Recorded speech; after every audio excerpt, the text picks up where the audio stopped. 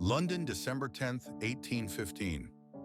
Augusta Ada Byron arrived into two opposing forces.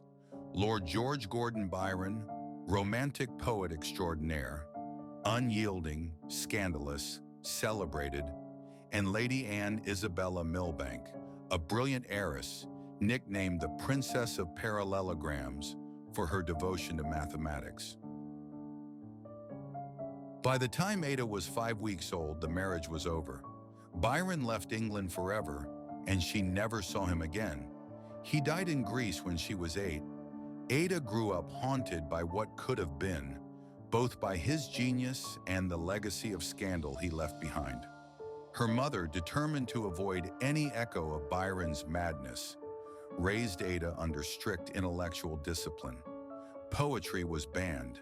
Instead, Ada studied mathematics, logic, music, geography, French, every tool to forge a rational mind. Tutors became Ada's walls. Her home life was austere. At age 8, she suffered debilitating migraines. At 14, she endured measles and remained bedridden for months, emerging only partially healed and reliant on crutches for the rest of her life. Yet in solitude, Ada flourished. She read widely, sketched mechanical diagrams, and experimented with algebra and geometry. Her notebooks brimmed with politics of numbers. No dreams allowed, only logic. Ada's education was exceptional for a woman of her time. While most women were denied formal scientific training, Ada studied Euclidean geometry, algebra, and differential calculus. She was encouraged by progressive thinkers like Mary Somerville, one of the first women scientists to be widely recognized in Britain. Somerville not only mentored Ada, but also introduced her to cutting-edge ideas in physics and astronomy. Through this exposure, Ada became fascinated by how mathematics could describe and predict the physical world. She learned from teachers like William Friend and Augustus de Morgan, the later calling her an original mathematical investigator, perhaps of first-rate eminence. At 12, Ada embarked on a bold project she called flyology. She studied bird anatomy, experimented with wings made of silk, wire and paper, and considered steam propulsion, all before steamboats had proven reliable. When her mother reprimanded her for such fanciful pursuits, Ada responded not with tears but with sharper resolve. It wasn't fantasy, it was engineering. "I've got a scheme," she later wrote, "to make a thing in the form of a horse with a steam engine inside, to carry a person into the air."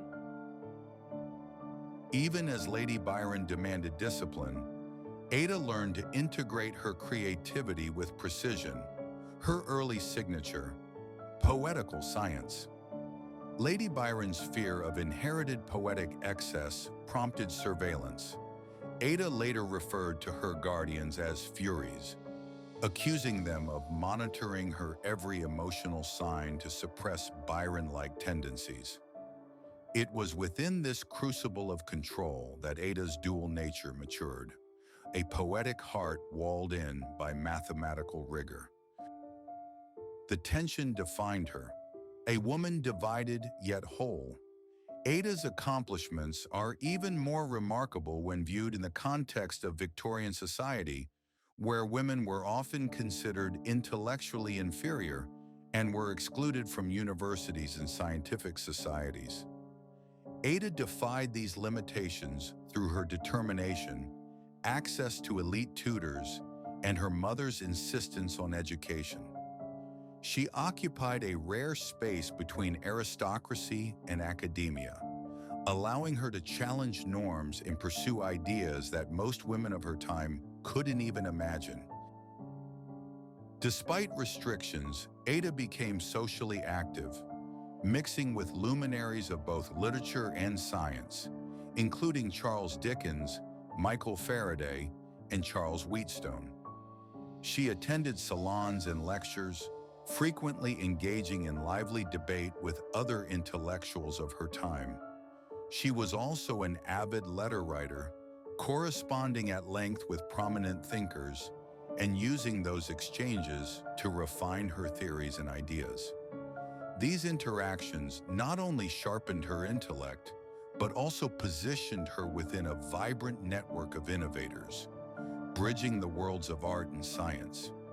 Ada once described herself as someone who had that combination of elements which go to form a man of the highest order, showing her awareness of and defiance against the gender expectations of her era. She remained intellectual fire in genteel garments, set apart by her intense curiosity. The polarities of her lineage, poetic and analytical, merged into something new, potent. She once wrote, "If you can't give me poetry, Mother, give me poetical science." In June 1833, a pivotal moment in the history of computing occurred when Ada Byron, later known as the Countess of Lovelace, met Charles Babbage at a gathering hosted by her mentor, Mary Somerville. At just 17 years old, Ada was already recognized for her sharp intellect and keen interest in mathematics.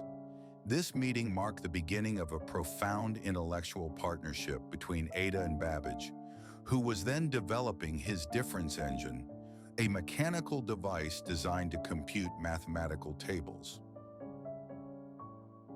The difference engine was a massive gear-driven calculator designed to eliminate human error in the production of mathematical tables, which were vital for engineering and navigation. Although it was never completed due to funding issues and Babbage's constant redesigns, it laid the groundwork for the analytical engine. Ada was one of the few people who not only grasped the mathematical complexity of the machine, but also its broader implications. Ada was captivated by Babbage's vision of automating complex calculations. Unlike many of her contemporaries, she saw beyond the mechanical aspects of the device. She recognized its potential to perform any sequence of operations, a concept that could later be fundamental to computing. By 1837, Babbage had conceptualized the analytical engine, a more advanced design that featured components resembling modern computers, an arithmetic logic unit, the mill, memory, the store, and input-output mechanisms using punch cards. This machine was intended to be programmable, capable of performing any calculation that could be expressed in a symbolic form. Ada's understanding of the analytical engine went far deeper than mechanics.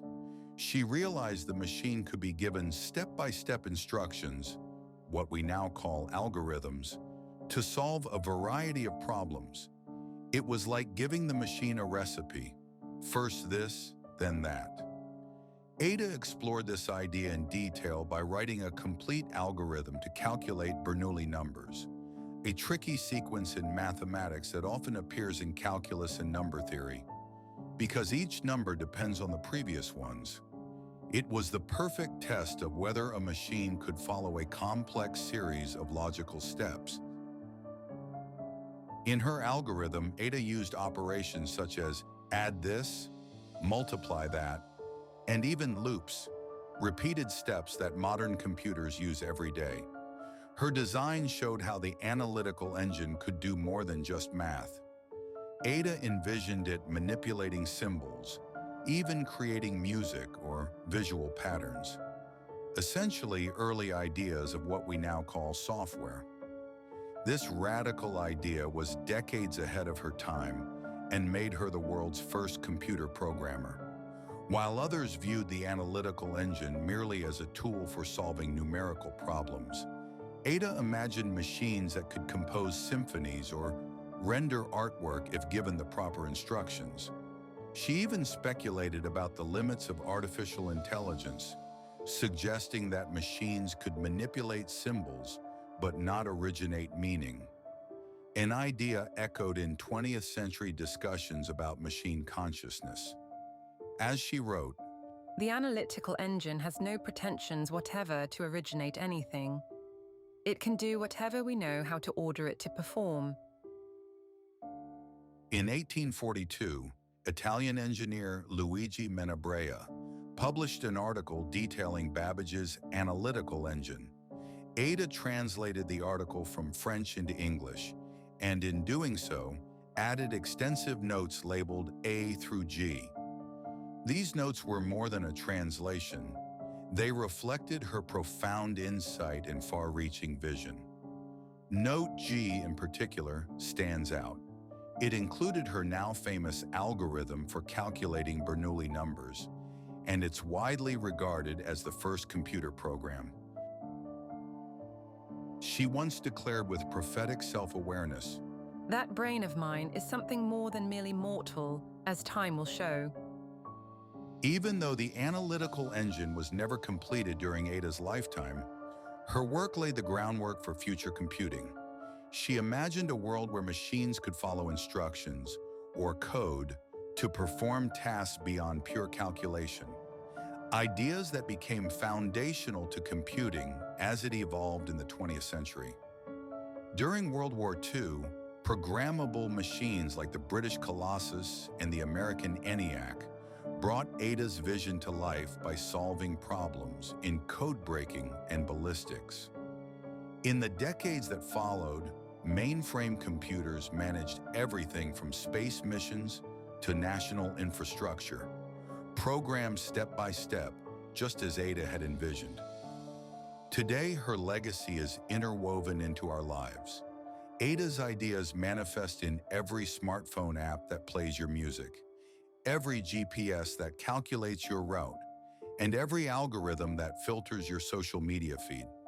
Her concept of a machine that could process symbols and not just numbers paved the way for the development of high-level programming languages, the very foundation of software development.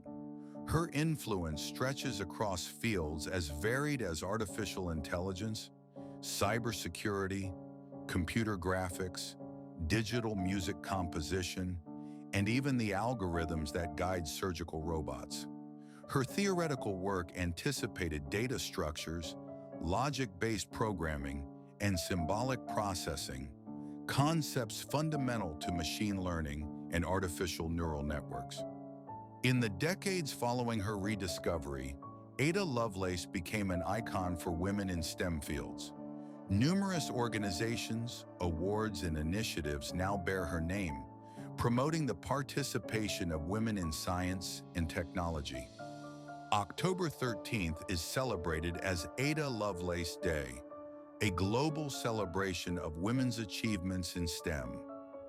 Her story has inspired biographies, films, children's books, and academic studies, framing her not just as Babbage's collaborator, but as a visionary thinker in her own right. Her influence extended into the design of modern programming languages. In 1980, the U.S. Department of Defense named a new high-reliability language, Ada, in her honor, used in critical fields such as aviation, defense, and healthcare.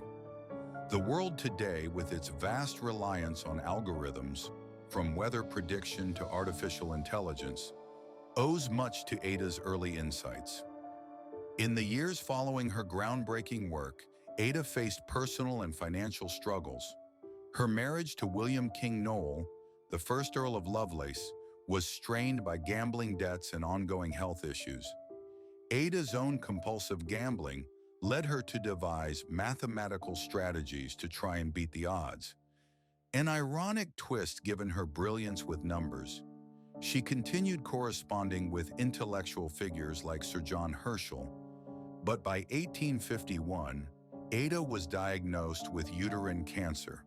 She turned increasingly to spiritual reflection, requesting religious counsel in her final days. She died on November 27, 1852, at the age of 36, and was buried beside the father she never knew.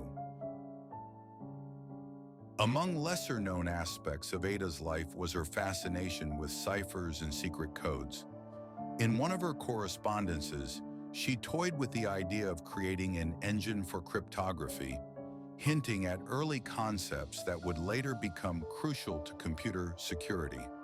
Some historians even speculate that her abstract thinking and symbolic manipulation anticipated features of machine learning, not in the form we know today, but as the ability of machines to evolve based on input. For nearly a century, her contributions remained in the shadows.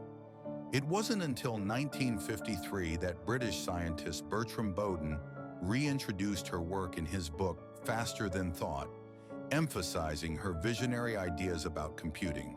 Today, Ada Lovelace is celebrated as a foundational figure in computer science, her legacy a blend of logic and imagination. Her life, though brief, reminds us that innovation often comes from daring to see what others overlook.